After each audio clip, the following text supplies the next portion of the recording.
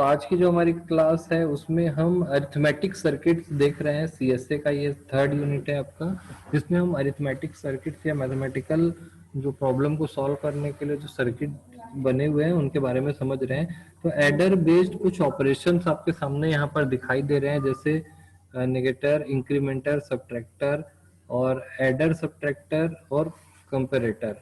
इन circuits को भी आप देख सकते हैं अपने एडर के थ्रू, आप इसको इम्प्लीमेंट कर सकते हैं। आइए देखते हैं कि एडर के थ्रू इन सर्किट्स को कैसे इम्प्लीमेंट किया जाता है।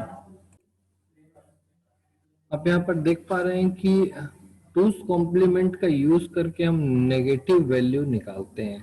तो टूस कॉम्प्लीमेंट का वैल्यू यूज करके हम कैसे नेगेटिव वैल्यू निकाल सकते हैं। अगर कोई वैल्यू ए दी जा रही है तो उसकी नेगेटिव वैल्यू निकाली जाती है, उसका नेगेटिव मतलब उसको नॉट गेट से गुजारा जाता है, जिसको बार ए कहा गया है, और उसमें +1 एडर सर्किट से +1 कर दिया जाता है।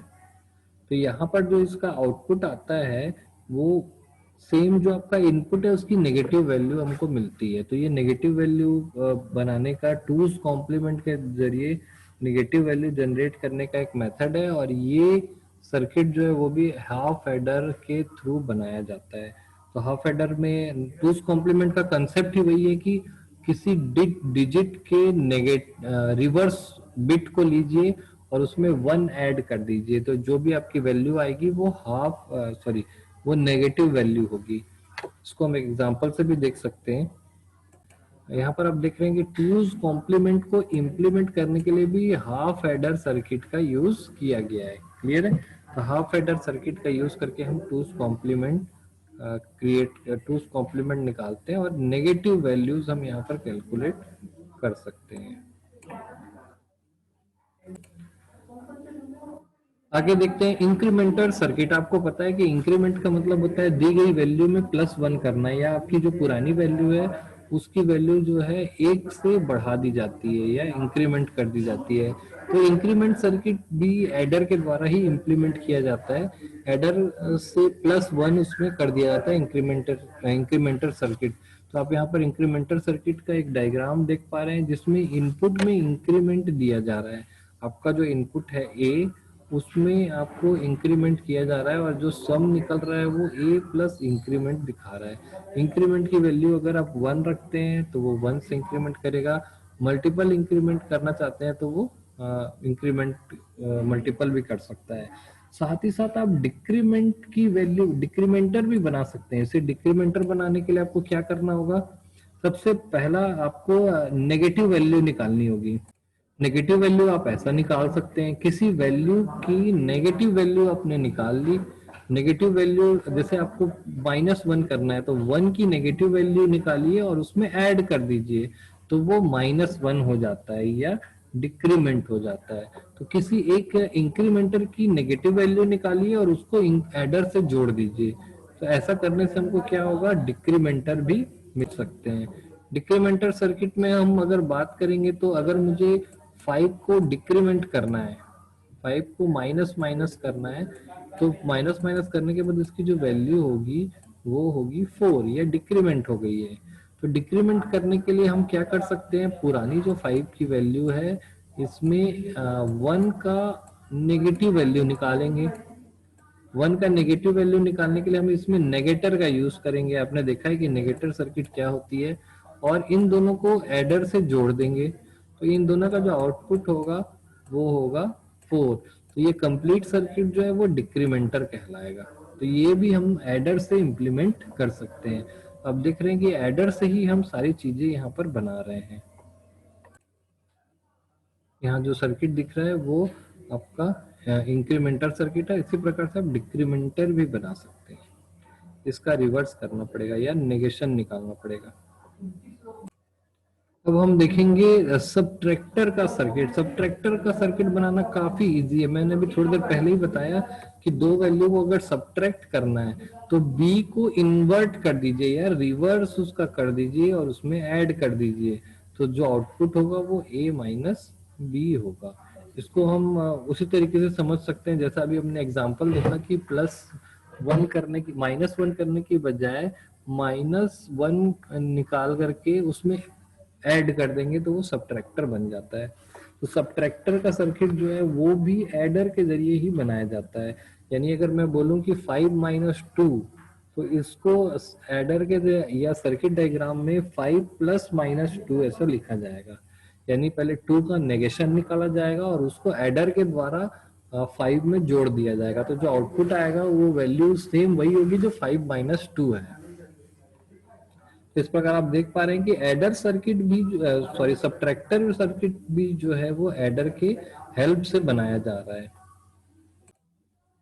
अब आप यहाँ पर देख पा रहे हैं कि आपका जो है यहाँ पर दिख रहा है कि सब्ट्रैक्टर को कैसे दिखाया गया है कि ये नेगेटिव वैल्यूज को यहाँ पर ऐड करके सब्ट्रैक्शन निकाला जा रहा है। तो यहाँ पर एक और एडिशनल सर्किट लगाया गया है, ये आपको बताएगा कि ये प्लस करना है कि एडिशन और सब्ट्रैक्शन।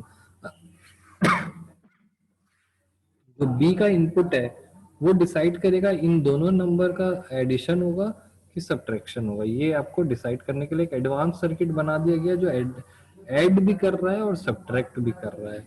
इसके लिए एक एडिशनल कंट्रोल यहाँ पर बनाया गया है जो ऐड करे कि सब्ट्रैक्ट करे, वो डिफाइन यहाँ पे किया जाता है।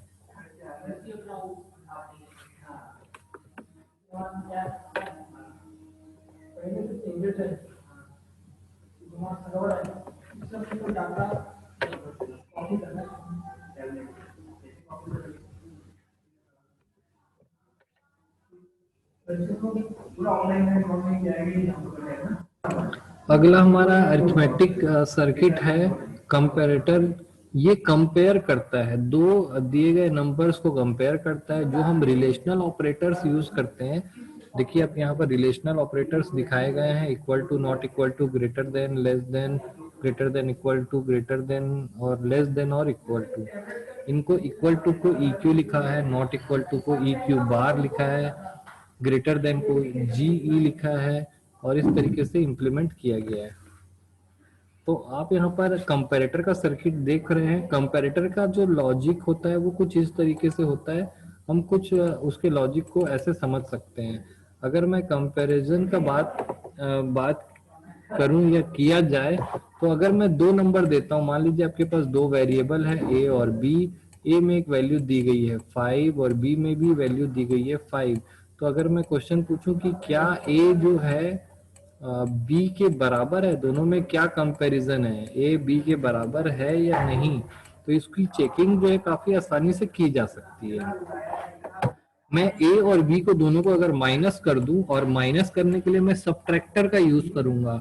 सब्ट्रैक्टर का यूज करने के लिए नेगेशन निकालेंगे और इसमें ऐड कर देंगे। यानी इन दोनों को माइनस करने के लिए भी एडर का यूज किया जा रहा है सब्ट्रैक्टर के लिए। इन दोनों को माइनस करूं और आउटपुट में अगर 0 आता है, यानी कि ये दोनों सर्किट जो दोनों वैल्यूज जो है वो बराबर है। यानी कंपैरेटर का जो सर्किट होता है या कंपैरिजन का जो ऑपरेटर होता है वो सब्ट्रैक्शन पे डिपेंड करता है। यानी दो वैल्यू को अगर मैं माइनस करता हूं और मुझे पॉजिटिव वैल्यू मिलती है, पॉजिटिव वैल्यू मिलती है मतलब +1 मिलता है, इसका मतलब है कि ग्रेटर देन वाला सिंबल है या ये बड़ा है।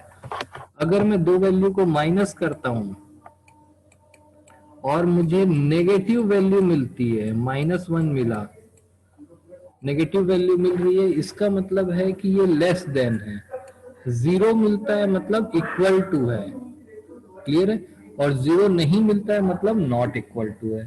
तो आप देख रहे हैं कि कंपैरेटर सर्किट जो है वो पूरी तरीके से सब्ट्रैक्शन पर डिपेंड कर रहा है। कंपैरेटर सर्किट जो है पूरी तरीके से सब्ट्रैक्शन पर डिपेंड कर रहा है। तो और सब्ट्रैक्शन करने के लिए हमें एडर सर्किट की जरूरत होती है। तो यहाँ पर जो भी कंपैरेटर सर्किट्स हैं वो दो इनपुट के बीच में सब्ट्रैक्शन करते हैं, और सब्ट्रैक्शन का आउटपुट तीन प्रकार से हो सकता है, या तो 0 आएगा, या तो पॉजिटिव वैल्यू आएगी, या तो निगेटिव वैल्यू आएगी। अगर 0 आता है इसका मतलब है इक्वल टू, 0 आने का मतलब होता है कि आपका ये जो है वो इक्वल टू है। अगर 0 नहीं आता तो इसका मतलब है नॉट इक्वल टू है, और नॉट इक्वल टू है तो उसका फिर से दो मीनिंग है, या तो वो छोटा है या बड़ा है।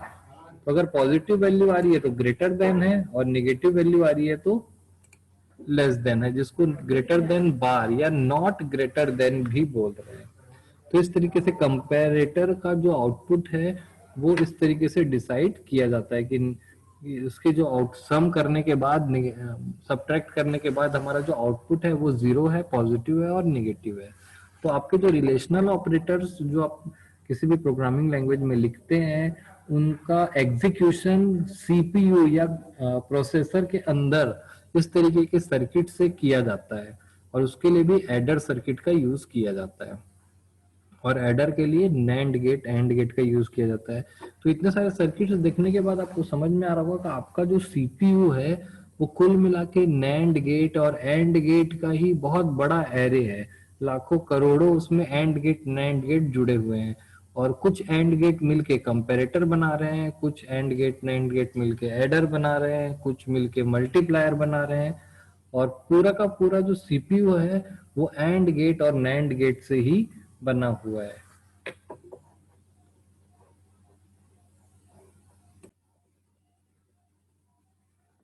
कुछ ऐसे फंक्शंस हैं जो बिना एडर के भी होते हैं, जैसे शिफ्ट करना, रोटेट करना, एंड और नॉट गेट। शिफ्ट वाला जो प्रोसेस है वो भी हम देखते हैं कि शिफ्टिंग। अगला जो सर्किट है इसको हम शिफ्टर कह रहे हैं। शिफ्टर सर्किट क्या करता है, जो हमारी बाइनरी डिजिट्स हैं, देखिए यहाँ पर एक इक्वेशन लिखा हुआ है। शिफ्टर को पहले समझिए, बिट वाइज ऑपरेटर्स वगैरह में यूज होते हैं। शिफ्टर में ये जो सर्किट लिखा है इसको राइट शिफ्ट किया जा रहा है दो डिजिट से, यानी कि हर डिजिट, जैसे ये 1 है, ये राइट की तरफ दो दो राइट की तरफ खसक जाएगा, यहाँ पर और यहाँ पर, यानी यहाँ पर 1 आ जाएगा। ठीक है, तो इसका मैं इसको नोट करता हूँ और शिफ्ट करके हम देखते हैं कि ये कैसे शिफ्टिंग करता है। तो इसका नंबर जो है हमारे पास है 1100 और 1। तो इसको शिफ्ट करके देखते हैं। हमारे पास जो नंबर है वो है 1100 और 1। क्लियर है? इसको हमको शिफ्ट करना है 2 से। तो यहाँ पर जो नंबर लिखा है वो 2 कदम आगे बढ़ जाएगा, फिर ये जो है वो 2 कदम आगे बढ़ेगा, 1 एंड 2। फिर ये 2 कदम आगे बढ़ेगा, ये यहाँ आ गया, ये यहाँ आ गया और ये यहाँ आ जाएगा 0। क्लियर है? अब ये इसके आगे तो कोई जगह नहीं है, तो ये घूम के पीछे आ जाएगा, ये वाला जो है घूम के इधर आ जाएगा 0 और ये वाला घूम करके इधर आ जाएगा, सॉरी ये घूम करके इधर आएगा 1 और 0। तो 2 शिफ्ट करने के बाद मुझे आउटपुट क्या मिला, 0 1 1 1 0। 2 शिफ्ट। अब शिफ्टिंग इधर से हो रही है कि इधर से हो रही है वो भी देखना है।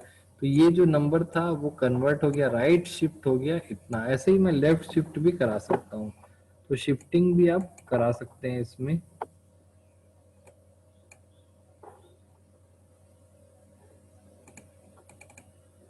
तो शिफ्टर जो सर्किट है वो शिफ्ट करने के लिए एडर वगैरह का यूज नहीं करता, डायरेक्ट उसको शिफ्ट कर देते हैं एमएसबी और एलएसबी में, और इसको रोटेट भी करते हैं, रोटेटर भी बोलते हैं, क्योंकि यहाँ से यहाँ शिफ्ट हो रहा है तो ये जो बचा हुआ है वो रोटेट होके पीछे जाता है। शिफ्टर और रोटेटर सर्किट जो है वो इस तरीके से काम करते हैं। आप देख पा रहे हैं कि रोटेटर सर्किट्स भी इस तरीके से काम करें। शिफ्टर रोटेटर लगभग एक साथ काम करते हैं और ये सर्कल के रूप में उनको बिट्स को सर्कुलेट करते रहते हैं। तो शिफ्टर में देखिए 11001 का अगर मैं 2 बार शिफ्ट करूं तो ये जो 1, इसका जो आउटपुट आया क्या आया, देखिए 110। ये जो 3 डिजिट हैं, आप सीधा कुछ मत करिए, इसको शिफ्ट करने का बहुत आसान तरीका होता है कि ये जो 3 डिजिट आपको दिख रहे हैं ये वाले, इनको उठा के, ये क्योंकि 0 इधर आएगा, ये 1 इधर आएगा और ये 1 इधर आएगा, देखिए 3 आ गया, कलर से भी दिखाया गया है। और ये फिर क्या होगा, रोटेट होके इधर आ जाएगा। तो इस तरीके से आप शिफ्टर देख पा रहे हैं, इसको शिफ्ट किया और यहाँ पर शिफ्ट में अगर रोटेटर नहीं लगा है तो पीछे के जो 2 डिजिट हैं वो आपके 0 0 में कन्वर्ट हो जाएंगे। ये 2 डिजिट जो है वो शिफ्ट की वजह से लॉस हो गए हैं। क्लियर है? वैसे ही इसको राइट शिफ्ट करेंगे तो यहाँ पर आप देखिए ये 3 डिजिट इधर आ गया, ये तीनों को इधर कर दिए और ये डिजिट जो है वो लॉस हो गया। लेकिन अगर इसके साथ रोटेटर लगाते तो ये 2 डिजिट घूम के पीछे आ जाता। क्लियर है? तो ये शिफ्टर सर्किट है।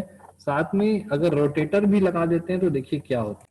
अब देख पा रहे हैं कि यहाँ पर शिफ्टर और रोटेटर दोनों एक साथ लगे हैं, तो ये जो 3 वैल्यू थी वो यहाँ पर शिफ्ट हो गई, और ये जो ग्रीन वाली वैल्यू है रोटेट होके यहाँ से रोटेट होके इधर आ गई है, देखिए पीछे।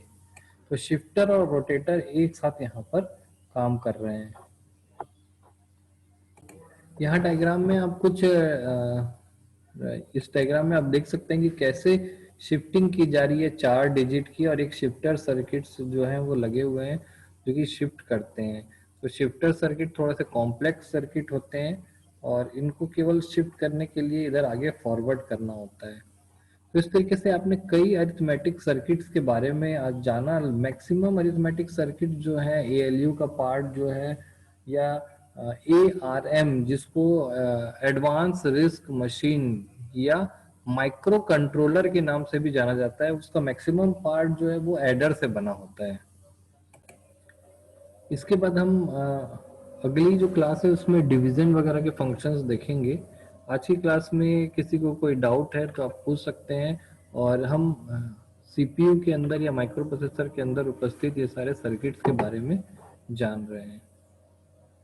किसी को कोई डाउट है तो पूछ सकते हैं।